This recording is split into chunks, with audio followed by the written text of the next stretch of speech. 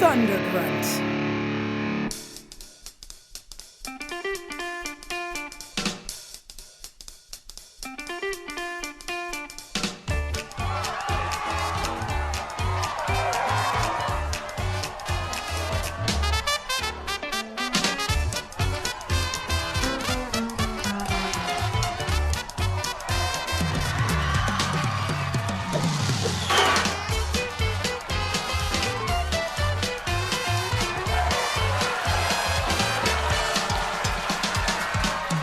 Hi, guys. Hi, Bob. Hey, Bob. I'm Bob Rose, and I am a filmmaker and working editor. I'm Jimmy George. I am a screenwriter and working script consultant. And I'm Jamie Nash, a screenwriter. And today, we're going to do another episode of Writer's Blockbusters. Oh, yeah. We're going to talk about this tiny little think piece called Avengers Infinity War. Think piece. The fastest movie to ever get to $1 billion in history. I didn't know that. That happened 3 days ago as of this recording, I think, right? Acquired at Sundance. No. It wasn't. right. Yeah, I don't know. But I guess that's assuming with inflation and everything. But yeah, Right. Still, fastest to $1 billion. Yeah, if you mess with those, if you look at those numbers with the inflation and stuff, it's drastically different. And I don't really trust those. I wish they had just ticket sales, but they don't do that either. God, Yeah. $1 billion. It's like Gone with the Wind. How It's much did it still number cost to two. make? $1 billion. Very important to the I don't know that screenwriting it's been discussion. said, but I think it's probably 300 mil, 350. I'd guess four. Something like that. But then there's two movies, and they probably, pass costs from movie to movie. Okay. So Interesting. Who knows? They're going to make a profit. Let's just say Yeah. that. It's probably a good already. decision. It was a good decision. Yeah. And anything we say ain't going to affect those No, numbers, so it not a doesn't damn matter. bit. Right. But it's a mammoth movie to talk about, and like I already told you guys before we start recording, I'm gonna quell my nerd in me because I've seen this movie 3 times. Yeah. So Jamie's once. I just saw it last night for the second time. You're I on sold the It's trailer. fresh. You read the source material. That's all Jamie needs. Right. So yeah, let's talk about who gets to write a Marvel movie. Oh my gosh. Yeah, well, not us. Yeah. Apparently. Yeah. I mean, if they want us to, we can. Well, the guys who wrote this, and it's an interesting thing. Marcus and McFeely. I can't remember their first names. That would Eminem. They're the Eminem. Eminem That's- guys. I like that. Guys. Avengers Infinity War. I coined that for them. They're now the Eminem guys. Their first movie was The Life and Death of Peter Sellers.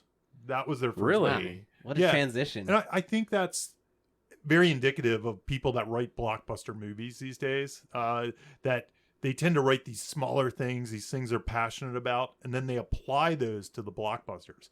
It's pretty rare. Jurassic World and Kong Skull Island. Exactly. Both had directors who. Perfect did- example. Yeah. Director is the same thing. Or 500 Days of Summer became Yes, Spider-Man. Spider-Man. Something like Right, that. yeah. And I think that's really important for new screenwriters to realize is dive into that thing you're passionate for and you love, and then they'll force you to write movies about men. You're doing That's Transformers stuff that 8. doesn't matter to you. Yeah, Right. there was somebody on the blacklist a few years ago. Her name was Stephanie Folsom, and she wrote a script. It was about Stanley Kubrick faking the moon launch. It was this kind of biopic, fictional thing. And then she was hired to do Thor Ragnarok. I don't think she got the credit last time. Wow. And now she's doing Toy Story. So Oh, 4? Toy Story 4. Yeah. Okay. She's working. It was announced. So it just goes to show you, write kind of that thing you're passionate about. Write the thing that's appropriate to write on spec. yeah. You know what I mean? Like, don't think, oh, I want to make Star Wars, so I need to write Space Boy Right. across the universe. Do you It's think something else. that this is an example of sort of how the industry is now, and it's sort of cannibalizing the indie market? Like it's actually Yeah, taking the I indie think you're right. directors I think you're and right. saying you're gonna make Aliens 9. Right, they already Yeah. have what think they you're right. want to be made, and they just find somebody to do Yeah, it for yeah. them. They, Yeah. they go to Sundance and see what blows them away, and then they poach those people. Yeah. They really to do. put them on the things that actually make money. That's right. You're absolutely right. Yeah. So Yeah. I think that's very instructional. These guys did work their way up. Like they did the Narnia movies. That was their next thing. So And they're they- used to the bigger studio. Which thing. honestly Yeah. are kind of solid movies. They just Yeah. don't have much love to them. I guess I they think it's didn't because work, they but- came out simultaneously with Lord of the Rings. Yeah, and too it much really competition. stole a lot of that. Yeah. I'm doing this from memory, but I think they wrote Pain and Gain. I love Pain and Yeah. Gain. Oh. That's that's like my favorite Michael Yeah. Bay. Yeah, I know. That's why I brought it up. Yeah, for you. yeah. So, Wait, that's a whole other podcast. Yeah, But yeah. but yeah, so they did. that's a Pain very and Gain, self-aware movie. and then but- they did all the Russo Marvel movies, and they did a polish on Guardians of the Galaxy. So they're kind of the guys now Okay. at Marvel. So this was their big shot, like full on. Absolutely. So they did Civil War. They did Okay. what was? Oh, I'm So sorry, that's why it blanking on feels. Captain That's why America it movies. feels like a natural progression. Then it all feels cohesive. Their fingers were in all Yeah. these pies. I mean, like, I think, do we all agree that this does feel cohesive? With, Absolutely. like the tone that Tonally, the MCU has been yeah. taking. Yeah. Yeah. I mean, it really felt like the Russo brothers. Mhm. The whole Yeah. movie. It I felt remember like when, whatever they're going for. So I wasn't expecting a joke right off the bat when Thanos is holding Thor's head and it's so serious and so dark and he's squeezing his skull and he Yeah. says, "You talk too much." I said, "Oh." It was a joke within like 45 seconds of the beginning of the movie. I said, Yeah. "Oh, this is going to be like the other ones have been recently." Yeah. Mhm. So it definitely set the It tone. would have been appropriate if Thanos came in and they just played him so straight and dark and stuff like that. And it was like these funny characters are up against something darker. But they still mixed it in a little bit. I think they did a good job balancing the tone for sure. I think they what you're saying would have worked too, but what they did it more with a physical display. Yeah. They did it with a verbal. Yeah. Like him beating the Hawk was Yes. instead of him not having a sense of humor. You know what I mean? I was pitching a graphic novel yesterday. I did a phone pitch, and it's this really dark. I won't say what it is, but it's a really dark graphic novel. It has dark themes of murder and all this stuff. And they said to us, they said, well, the comic book companies have hit us back, and they say in these times, people don't want things that are that dark. So how would you bring levity to it? And I had an answer prepared for that. And I said, it's the characters. It says you can have a dark universe. You can have dark themes and stakes. Yeah. But if you bring in, fun characters, Yeah. a TV show like Lost could be really dark, or you could have Hurley, and you Yeah. could have, you could have all these Yeah. characters in it. So, Evil Dead comes to mind. Evil Dead comes to It's actually. just I made that soaking joke. I in said, death. I mean, I made that yeah. joke there. I said, yeah, well, I'll cast Bruce Campbell in the lead, and they all laughed. That's And they good. moved on. Yeah, you kind of need that. The people that kind of tell you everything's going to be okay. Yeah. Right. You know, I know he's not in the movie we're currently talking about, but I feel like the casting of Paul Rudd is that. Yeah. I feel like Yeah. in like Avengers 4 or however this works out, having Paul Rudd on screen is a comforting factor. Where you could do Definitely. almost anything. Yeah. And you're like, well, Paul Rudd's here. Yeah. I feel okay. It's gonna be okay. It's going to be okay. Paul Rudd's here to comment on it. Yeah. I think as long as they're taking it seriously, but making light of it at the same time, to balance it out. So but I think I don't that's feel Thanos instructive. was overly jokey, though. No, No, not at no. all. No. There was one part that kind of bugged me when I left. It was the bubbles thing. I was like, is Thanos the guy that that's makes source bubbles? material. Yeah, is it? That's actually in source material. Okay. So But it just didn't Just seem know very that. Thanos-y. Yeah. It was like, he would do Bubbles. bubbles. He could do anything, and he did the bubbles. And this guy has a real jokey side. yeah, I saw someone complain about that on Twitter, and then somebody was like, "Well, actually," and then they posted panels from a comic book Right. Wow. where it was actually from source But material. I'm sure we so. could find some really weird Thanos stuff that we wouldn't want in the movie In the as well. movie, yeah. But the bubbles thing worked for me. I mean, It's I got the fine. It joke. was kind of, and also it was Star Lord. Yeah. So it was Yeah. like he's just screwing with Star Lord. Right. Yeah. Who knows? Maybe he's actually getting the bubbles from Star Lord's brain. and, like, Exactly. It could. Exactly. you know what I mean? I'm Yeah. surprised it wasn't like a bang, Yeah. like a bang flag. Or something. Yeah. All right, let's talk. Well, do we want to talk about MacGuffins? I mean, Again. I know we've talked about them, but No, this it's is okay. I feel like there's never been a bigger MacGuffin movie in history. This Yeah. is like the MacGuffin movie. MacGuffins on object. MacGuffins on MacGuffins. I just think it's a good example of MacGuffins. Oh, 'cause yeah. It's what, 5 MacGuffins? Six. Yeah. Six. And- Six. If you include the Gauntlet, 7. 7. That's Yeah. true. Gauntlet. The Gauntlet itself. Yeah. Yeah. So and they And Thor's hammer. Thor's It's a hammer. MacGuffin too, yeah. and they function much like a MacGuffin would in that they really gloss over what they do, like Yeah. the specifics. They're like, yeah, that doesn't matter. They're just really bad. Yeah, Let's if go he after gets them. a hold Well, of not it. bad. The stones themselves are not inherently Right. evil. It's who wields them. Yeah. Yeah. Yeah. A lot of power. A lot of Yeah, power. they're just- yeah. It's objects, physical objects that heroes and villains are fighting over once again, just these little things. And they split it up really well where each kind of group of people had a stone that was all about them. You know, like each had their own MacGuffin. You know, it was like 5 or 6 MacGuffins. You know, and our heroes are surrounded by one. Each movie has its own MacGuffin, and eventually and then there's one MacGuffin left, and then Thor's getting a MacGuffin to kill a MacGuffin. Yeah. What I thought was Which weird. is not bad. I'm not complaining. I just Avengers MacGuffin Wars. MacGuffin. That'd actually be very entertaining. I want to see one where there's like a powerful breakfast sandwich, so it's the MacGuffin. We're gonna stick with that joke. Yeah, I'm sticking with it. Keep it on rolling. Standing by it. It's funny. Let the record show that was Bob. Oh yeah. When I saw it the second time, you know, I found myself paying attention to the smaller details, obviously for this podcast. I didn't realize how much they had set up those previous Infinity Stones. Yeah. And then I was reliving as Vision was going through all the stuff with the Mind Stones. Like, oh, wow, they really laid the groundwork for these stones in the previous movies. It just was so... It was really subtle, I felt like. I didn't expect to be like, oh, yeah, I remember that from 2 movies ago. Right. You know, the stones have been introduced previously. No, as a TV show. TV show. We can talk about that now or later. Yeah, let's talk about it. But it works if you're up to date. It works incredibly well. Oh, yeah. I mean, I know where everything's coming from at this point. And the callbacks, everything. I knew where all the Infinity Stones already were. Do you think it functions on its own? Do you think it works without seeing any of the other movies? Not really. Not really. I've heard people say it does, but I don't think it really... And I don't have a problem with that.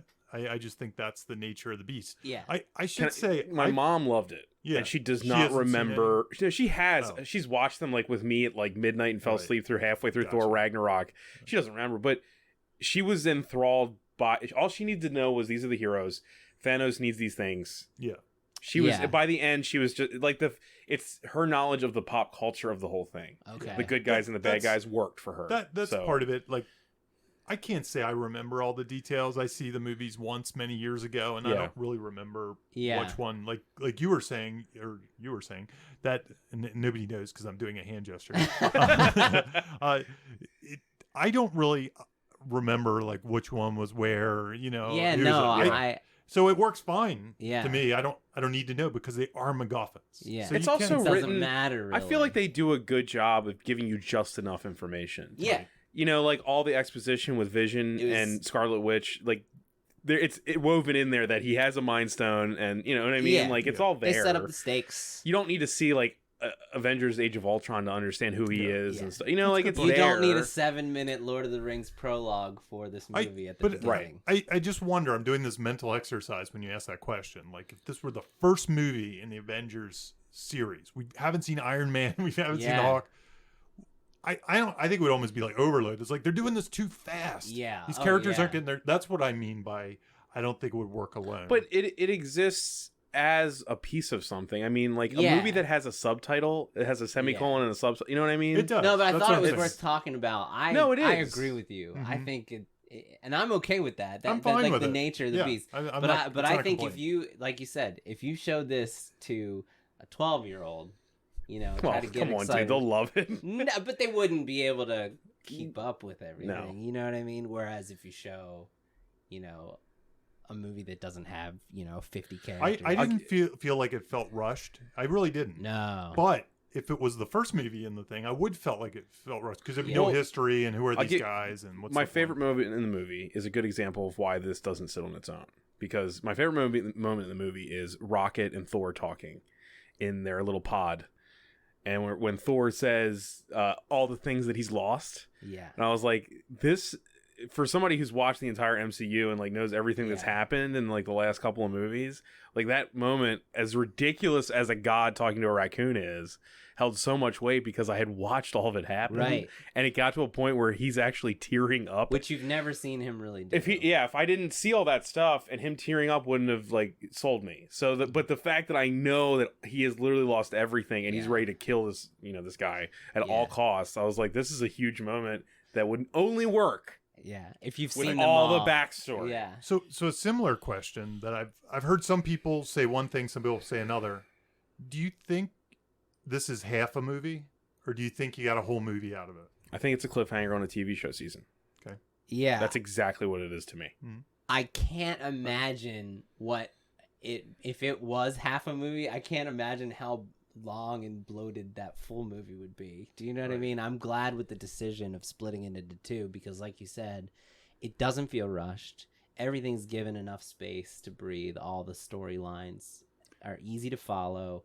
You're not like, what the hell is going on with this shit? Do you feel like they wrote the script and then like said, okay, it's going to cut to black at the Dark Night of the Soul?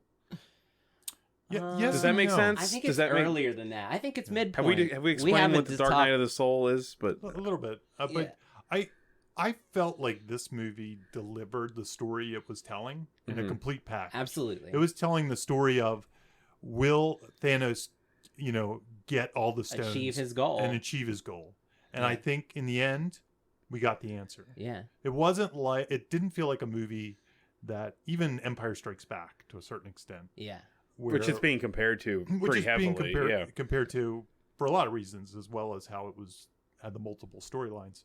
But I think in this one, I felt more like it was like the Death Star. Will it blow up or not?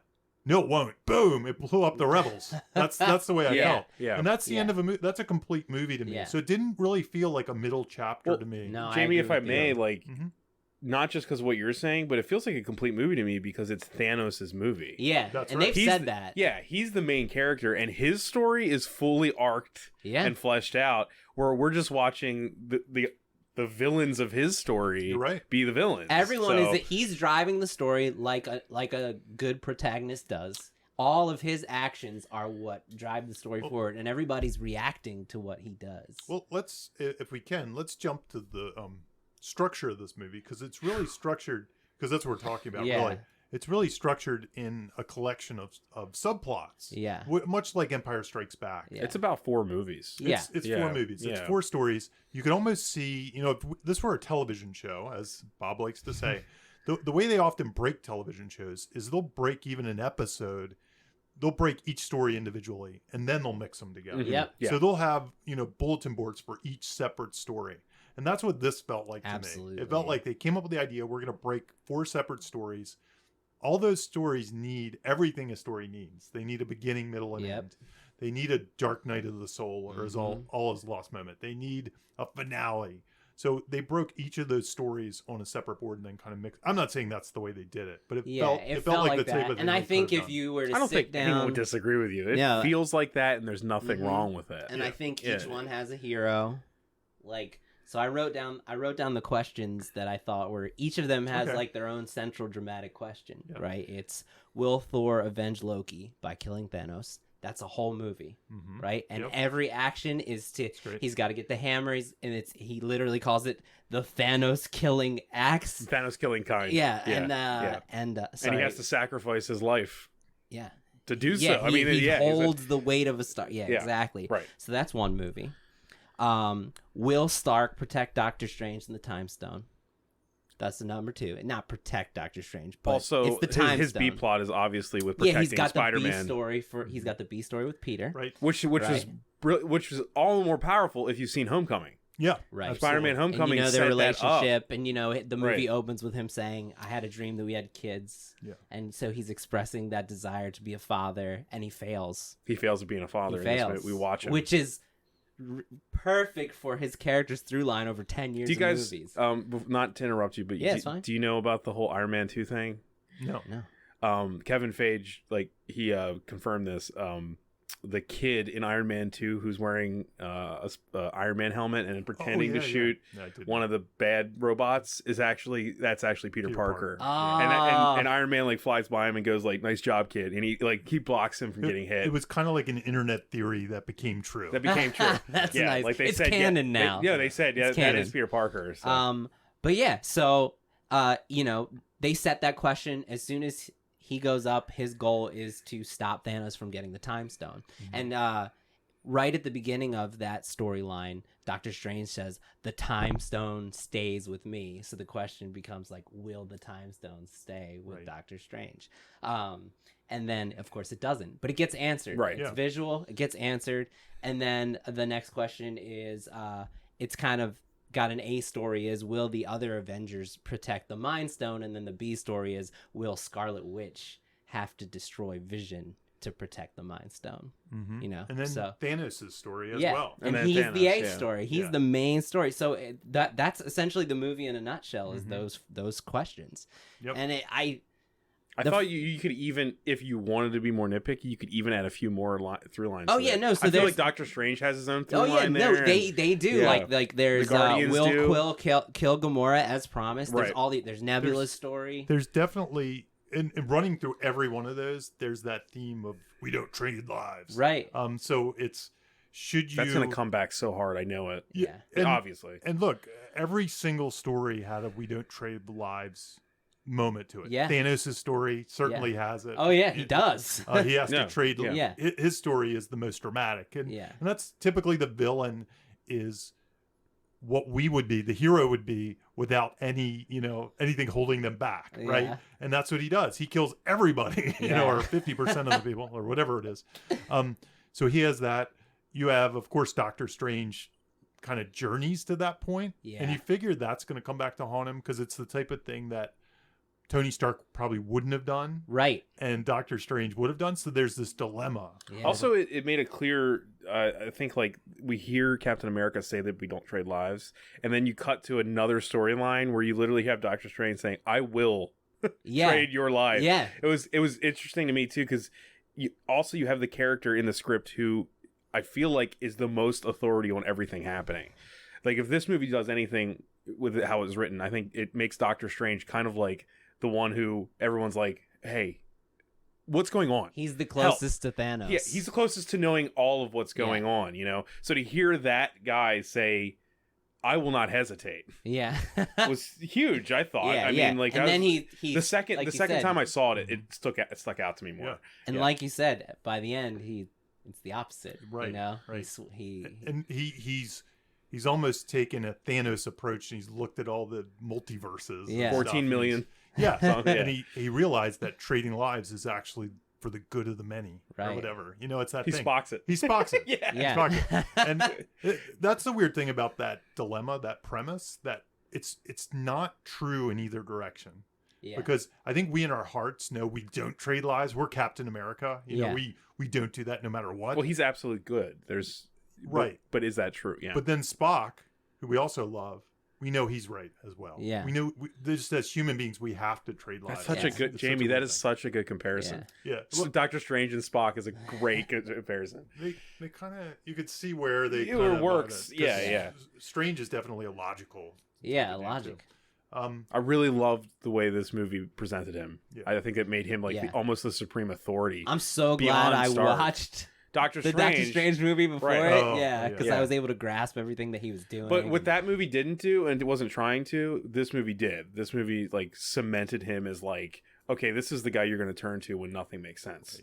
Yeah. When there's all hope is lost, Yeah. Doctor Strange probably has Not- an answer. Yeah, not to So- talk about Doctor Strange, the movie, but in that movie, he was almost more of a Stark kind of character. Yeah. right? Which He was is more why they butt cocky heads. I and- mean, yeah. I think Yeah, that they're everyone they so responded to similar that in their- criticism. They put the two similar guys up against each other, but and then also in the theme, like Vision is another trading lives. It's very core to it. So I think what that shows us is if you have one of these stories that is a bunch of trains riding on separate tracks, you can circle them with a theme. Yep. To kind of tie them together to have a bigger impact, so they each are commenting, and you can kind of in a slightly different manner. In a slightly Yeah, different and they manner. have different Different sides of outcomes that balance out the theme. Yeah. Right. And you know. in this movie, and I think it's because that question is so hard to answer, the Yeah. trading lives in real life for all of us.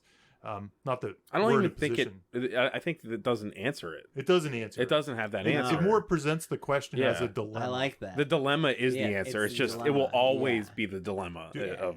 It's sometimes it's the right answer, but it's always going to cause either side of that answer is always going to cause pain. Vision's also Spock in this movie. He's Yeah, instantly you're right. like, kill me. Yeah. Absolutely. He's like, there's no, he only goes with the plan. You know? It even causes pain for Thanos.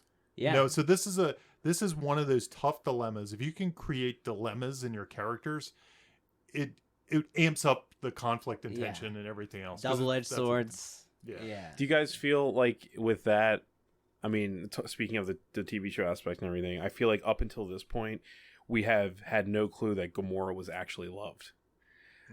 I feel like in the Guardians movies, that's not. No, at no point does do you think that her father loves her. Right. You know, and now, this movie had a lot. Express in Guardians 2 out loud to Peter, I love you. Did she say that? Because she says it on her dying words to him, or what she thinks is dying words to Star-Lord is, I love you so much. And I thought that was a big moment from watching the previous movies. I didn't remember her ever being willing Volume to... 2, they're on their way. Right. She says it. We had the beginning of this movie, they're like at the point where seconds, they have already when fallen. she thinks when he's got his finger on the trigger, she actually says that, and I thought that was big, huge growth for her character. I was like, wow, this is a great way for her to go out. And she didn't go out. She did a few minutes later, but I thought that was handled so well. Well, what Guardians movies do is they set up especially 2, they set up the fact that Gamora is the preferred daughter of Thanos. But yeah. I thought it was interesting that this movie dealt with the fact that she wasn't just preferred, she was actually loved. Right. Whereas he does not love Nebula. Yeah. Right. And then it makes you think, and I don't know if they're thinking this, but does he love Gamora, and is his love true only because Gamora's a superior warrior? That's how sick Thanos is that his real actual love is based on her ability to kill. Is her superiority to her other siblings. Yeah. I mean, it's a light touch in the script, but it's there. It's true. Why would he love Gamora out of all of them? It's because she's superior. Yeah, he's fucked up. Yeah. He's got this. He's got this whole Darwinian thing about him. Yeah, that's the one thing though you remind me of. Do they have these characters? And I think it's because they're broken into subplots. It feels less like these are movies with big character arcs. Right. I mean, you could say Doctor Strange had one, or you could say he was just sticking to logic in the end. I don't know that he changed internally too much. He just made a decision. Yeah. I think it's more like that Arc of Awesome kind of idea where these people have codes. And these codes are being tested against decisions they don't want to make. And that's the fun of it. Almost like a Superman movie would be. I was just going to say that. We've talked about that before. Yeah. That's what this feels like. Yeah. It feels like and that's why, again, I think the history is what makes this movie. Definitely. Because it also separates the genre, too, I think, a little bit from a lot of... there's people that hate superhero movies, and I think because of the codes thing. Right. It's because these are stones. They're etched in stone already. We don't need... We don't need them to be fleshed out more. We know what Captain America's about. Yeah.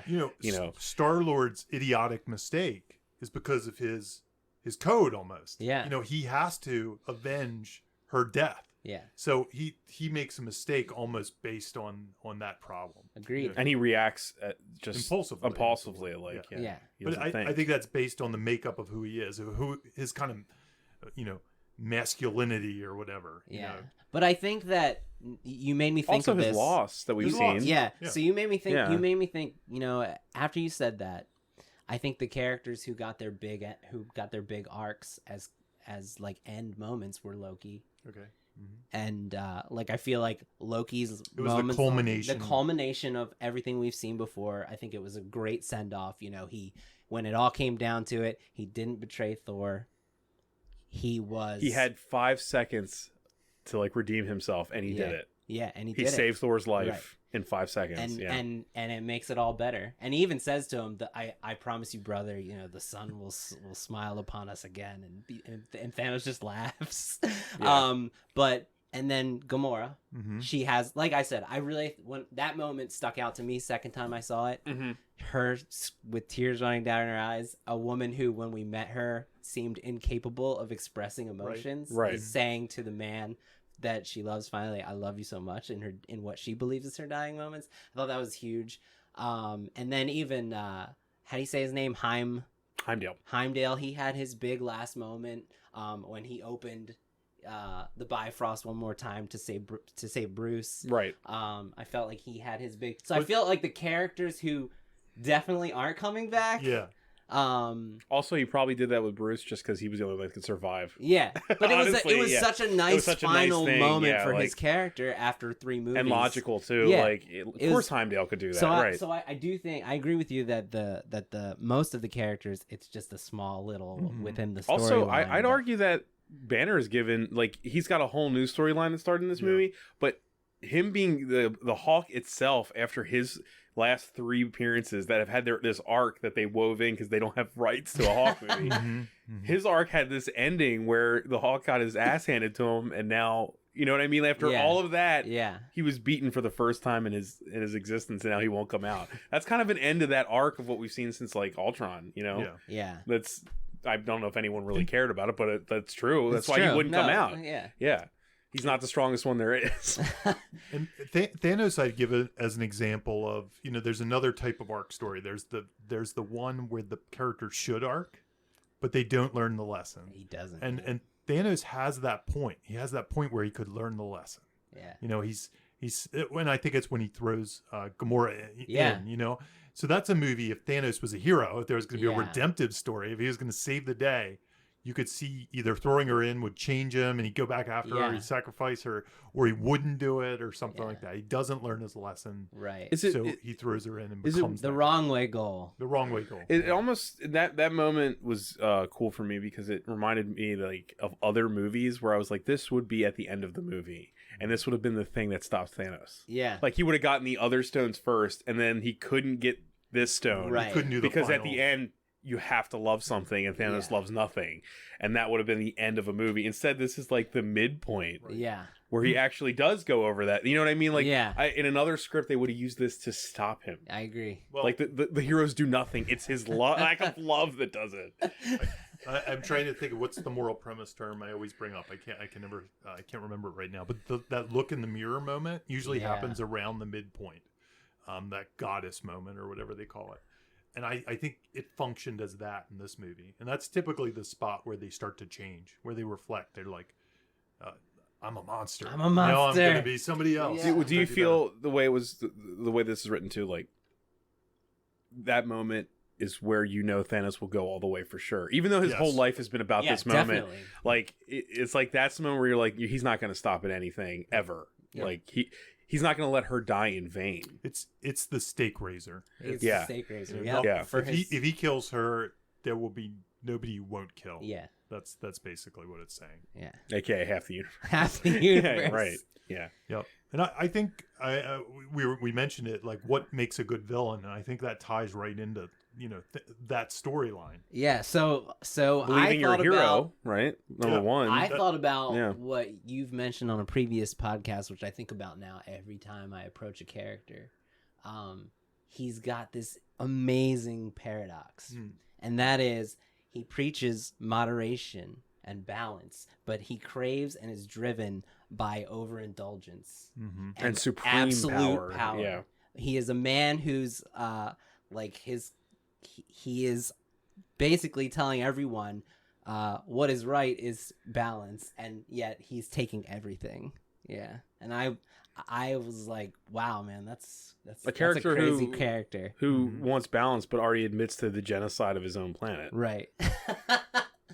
But he believes everything he's doing is right. Yep. I mean, every villain thinks they're the hero is the classic line. Do you think that they should have I know we're not talking about like the internet, but there's this like ongoing argument about how he should just make more resources. Yeah.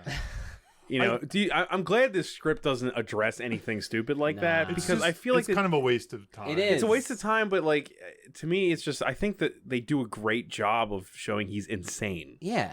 Like, do you need more than that in a movie that the villain thinks they're good and they're also sick? I would say it depends on the movie. If this were something like The Arrival or something, maybe you have to... Or a drama. Debate the Charlie Sheen one, right? No, yeah, exactly. Right. It's just Arrival, right? Yeah, I think, yeah. But the Charlie Sheen is awesome. It is awesome. So I think in a different movie, you might need that. I honestly, I did come out of the theater thinking, not that he could make more resources, but is the entire universe really in that much danger? It's a big place. And, I was thinking those things, but it didn't affect the movie for me. I was able to suspend my disbelief and understand the general kind of fantasy version of that argument on Earth. I think it's okay that it's a flawed goal, though. It's it doesn't. I saw people saying it doesn't make his goals don't make sense. Who cares? He's crazy. He's insane. In his head, it makes sense. So he's why driven does it matter? to madness. I mean, like, Yeah. I mean, his insanity doesn't I don't affect understand that argument. Because, it's weird. Yeah. I mean... it didn't bother me. No, it didn't bother me at all. I know in the comic book, I remember, and I'm going off of memory, Nerd Bob will have to help me out here. You can nerd out for this moment. I haven't read it you in haven't so read, long. But I know the broad strokes. It had a completely different kind of lame version of it where you mean his yes, the comic book version. Wasn't it to impress death or something, if I remember? And it's in the very beginning of the comic. They removed all of this, and nobody knows if it's going to be brought back, because it could be a hidden goal that we don't know about, is that he's trying to impress a lady, which is death itself, because he's in love. So he's like a nice guy, and that's... So a lot of people don't want that to happen, because then it would kind of cheapen what he's doing, and also cheapen his insanity. He impresses her by making bubbles and things like that. I think that's actually it's actually in part the of book. It. Yeah. So in this movie, they changed his motivation to saving the universe with his own insanity versus trying to impress the love of his life. It works so much better. Which I think is better. Also, it gives more weight to the Gamora thing, the whole love thing. Like, he only loves one being in the entire galaxy. It makes it matter more. Yeah, and he kills her, and you know that he's lost beyond reason. So I kind of hope they stay away from death, even though there is a spoiler toward it in the first Avengers. Or no, is it the first Avengers movie when he says, when Thanos' like sire says to Loki, like, "It as if to court death." Remember, he says it. There's a moment where he says that, and everyone that was in the know was like, "Oh," So that's been alluded to, but I kind of hope they just leave it be and work with what they have. I agree. It seems like adding another hat and a hat and a hat. I think they figured out a more streamlined approach here. They did another trick that a lot of writers do. You're trying to figure out plot. You're trying to figure out motivations. Instead of adding another character, Death, they used Gamora, somebody that's already there. They made a story within their own pieces on the board instead of adding another piece. Also, I feel like that was such a smart decision. I feel like for the mass audience, him courting death while also like causing death, it would be really confusing. It'd be like, wait, so she wants this to happen? Because traditionally in the storyline with those two, Death is like, she doesn't want Thanos. Right. She's not interested in him, and he's like Ducky from Pretty in Pink. Right. He's like, making her mixtapes and stuff, and she's like, yeah, whatever. I'm really obsessed with this guy over here. It's weird though, but they just sit on like a plane in space the whole time, and she sits in the corner like brooding. Right. He's like, why won't you love me? I killed everybody. I mean, if that's the fourth movie, I'll probably like it, but whatever. It's that dumb, but they can make it really cheap. Just them on so cheap. It's Josh Brolin wearing purple makeup too. It's not even. One thing that I thought was really clever, they kind of revisited a lot of the previous villains through Thanos, which made him seem all the more powerful. The first Avengers movie, Loki is the all-powerful villain, and what does he do? He kills him in the first scene. Right. And also, we see the Red Skull comes back. Yeah, exactly. So... That's what I mean. And even I really think it was intentional that his last moments were the exact same last moments as Killmonger.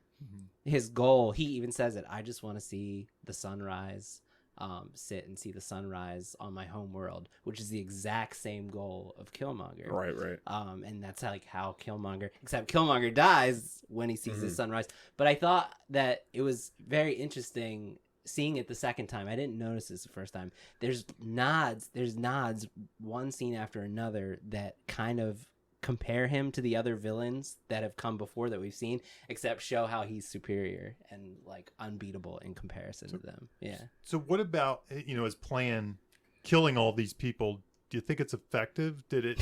Was it emotionally impactful? Well, this is, I think, where me and Jimmy, talk about this. I've been thinking about this for 2 weeks since Jimmy got on our special chat and said that, complaining about the ending of this movie. And here's outside of saying any TV show stuff we could say right now, here's how I view the ending of this movie. And I know this is weird, and I'm not even sure if this is a script answer to it, but the ending of this movie is the same as like a relative who I love very much calling me up in the middle of the night and saying, you need to take me to the ER. And I take them to the ER, and they get a bunch of tests, and it turns out they're okay probably later. But in the hours that I'm worried that it's going to show that something's seriously wrong, that's where the end of this movie lives and is going to keep us for a year. Is those moments waiting for the doctor to walk in with the results. Okay. That's how I feel that this story-wise and narratively makes you feel and why it works. Okay. For the audience. For the audience. Okay, does that make sense? Does that I don't know if that works for everyone, but that's how I feel this was. Because it's like, oh no. And you don't know what's actually going on. Yeah. It's all lost, is it not? Instantly when they were killing him off, because this is one of these weird movies. If you're sort of in the know about movies, you're money. waiting. You're like, how's Captain America going to die? Oh, he's going to be the one to disappear. And I think they almost played us that way. Yeah, they did. Tried to trick us. Yeah. Well, I think with Stark, they definitely. Yeah, absolutely. Hey, getting stabbed through the abdomen like that. They definitely played us. They played us before this movie came out. And, yeah. And they hit us, which is cool. Chris Evans wants to leave. No, so they. I mean, they let all. I'm sorry, you were talking. I was maybe talking about something. It's okay. Different. No, it's all real. It's all related. Okay. The twist was, like they said, they played us. They let all the kind of like MCU legacy characters live, and all the ones that are gonna pass the torch to die in the Soul Stone. Right? Yeah. All of them. All the newbies, Spider-Man, but all the newbies are gone. And the only people that are left are the ones that we were expecting to not see any more movies from. Right. All the Guardians except Rocket are gone. Yeah. All of them. And that was very impactful for some people. I've heard people say, like, I cried when Spider-Man died, even though we know he's got a movie coming out in a year. Right. You know?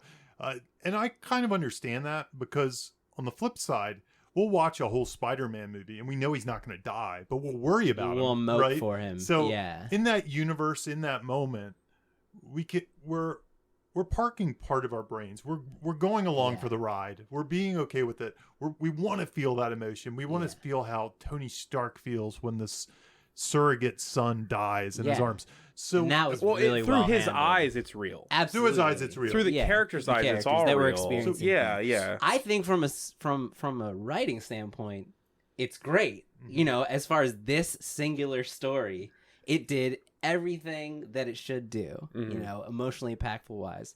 My issue, like I said, is when I came out of it, I was like, wow, after this, no Marvel death will hold any weight for me. But my argument to you is Loki's never coming back. Yeah, see, and so Heimdall's not coming back. My perception the first time, I didn't get the Soul Stone aspect. It took me 2 watches. It's in the source material. But what I'm saying is, it took me 2 watches to realize, oh, everyone who died before Thanos snapped his fingers is probably dead for good, and that it was the act itself that they're going to be able to reverse. Now, I want to just warn you now before the 4th one is that, like, you have stuff like Vision's a robot, so he has other versions of Vision in the source material. Yeah. So he'll probably come back in a different way. Comic books are known for that. Yeah. I like how you said you kind of park your brain in a different spot. I feel like with these types of stories, and I know me and Jimmy have been at butted heads on this before.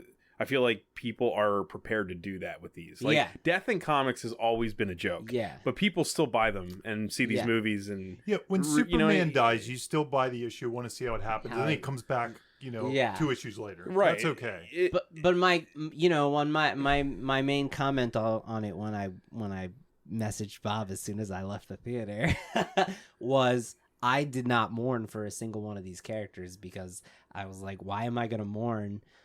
I use the example. It's a bad example, but it's how I feel. If my dog got run over and then a few minutes later my dog showed up on the doorstep, like, totally fine, I would not be upset. The visual of seeing your dog get run over, though, you'd actually be shocked. That's true. It would upset me. And I feel like this is where my ER thing comes in.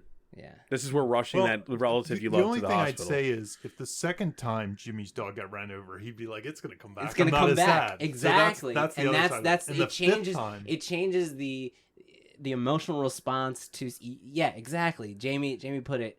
I'm gonna see. It's like, if my dog gets run over again, I'm not gonna emote, because I'm like, it's just going to resurrect again. But if you find out your dog's contract for the next movie runs out and it gets run over, then you're going to... Yeah. I get that, but I also think that there's resonance in the character's eyes. You know what I mean? I agree with you. I teared up because I know Stark cares. Yeah. And when he's holding Spider-Man and Spider-Man turns to ash... Yeah.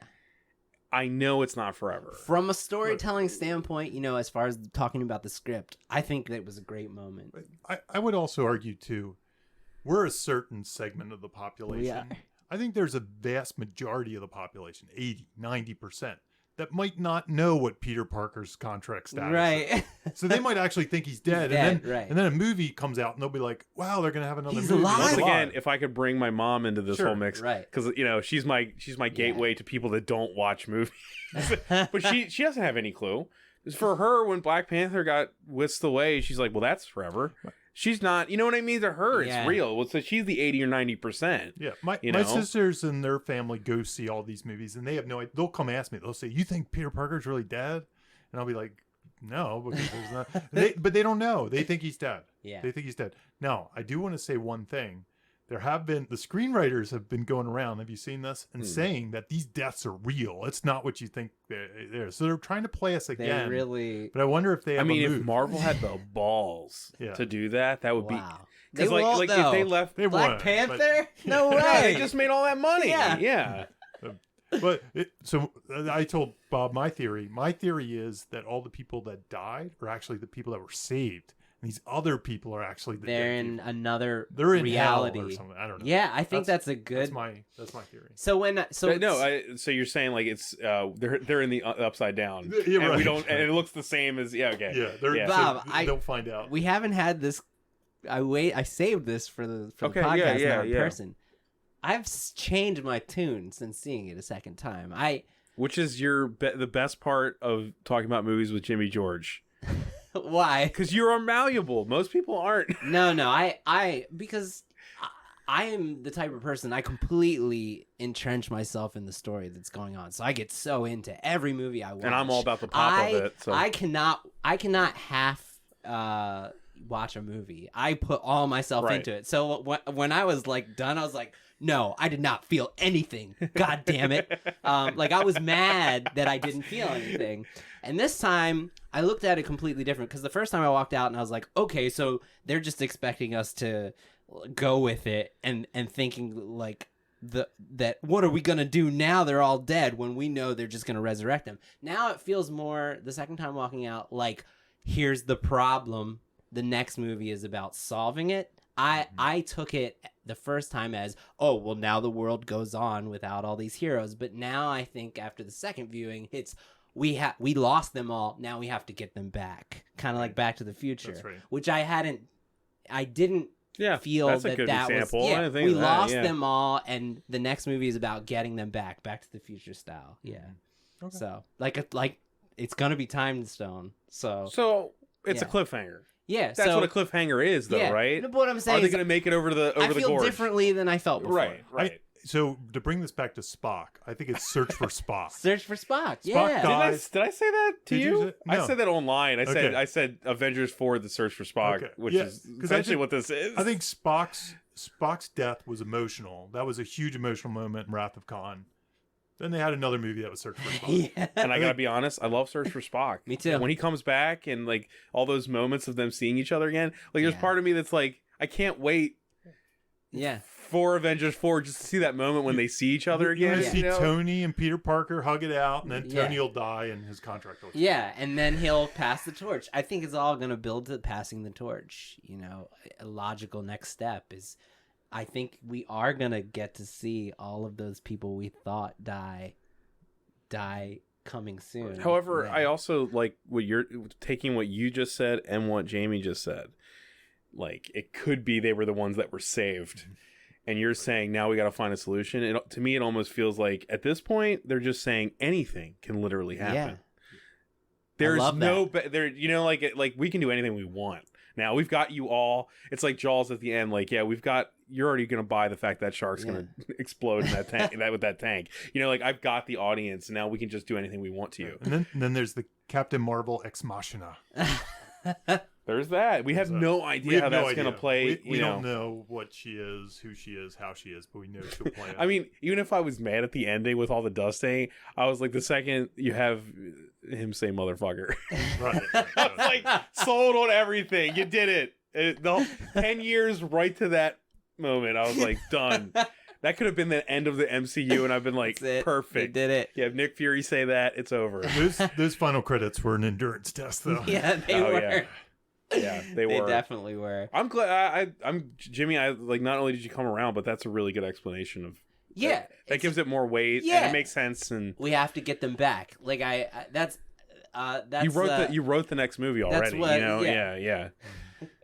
Right. Well, it made me unless think it's of something insane like Jamie's saying. It made me think of The Lost. It made me think of the second time through. It made me think of that great Lost midpoint of the show when you find out that they are actually on the mainland and they have left the island, and he says, "We have to go back." That's exactly what I heard in my head. I've never seen Lost, but I'll just say. Oh well, damn! Spoiler. I just big spoiled. Never gonna watch it. So it doesn't matter. We won't go into it. But no, it reminded me of that big, huge, like you said, TV show cliffhanger. It reminded me. I heard in my head, as soon as everybody disappeared, we have to get them back. Yeah. Well. I mean, like, with all that, with everything we've taken in right now and talking about the TV show aspect way too much, no, isn't that about how media is now, though? Like, these movies, more so than any franchise, have taken effect of how media is being made. Like, TV kind of became movies and movies kind of became TV. Yeah, that in a is weird way, right? Yeah. Like, you watch these streaming shows and they're all shot and filmed and written like movies used to be, and now we're going to see this. It's like everyone in this theater is watching a TV show in a big room. Yeah, we're on episode what movie are we in the MCU? Well, this is 18, so we're on episode 18. This is 18. Well, and then if you want to add in all the TV television shows, like there's oh my gosh, there's Agents of Daredevil, Agent Punisher, Carter. Agent There's Carter, so much stuff. material in this.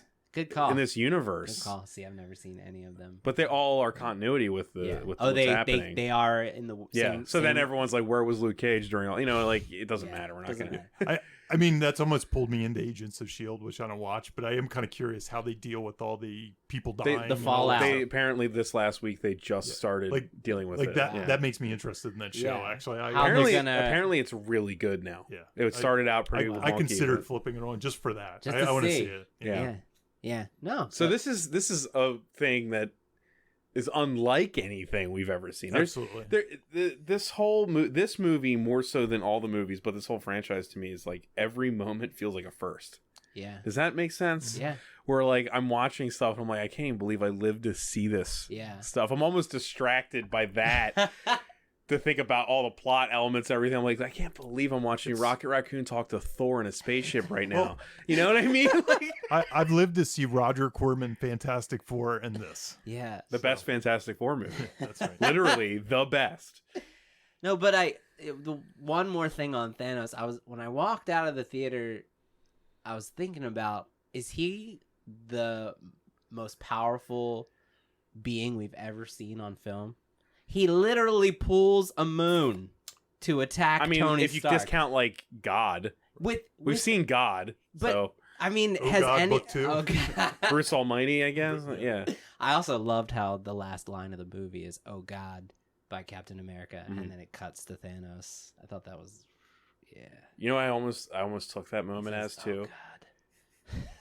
This is really way too much looking into it, but like they've kind of had this through line where like Captain America's still kind of a Christian spiritual superhero. Mm-hmm. But at that moment when he said that, I was almost like, did we just watch Captain America lose his faith? I thought so. Because like he doesn't believe like his actual faith was like, well, what is there if there's this?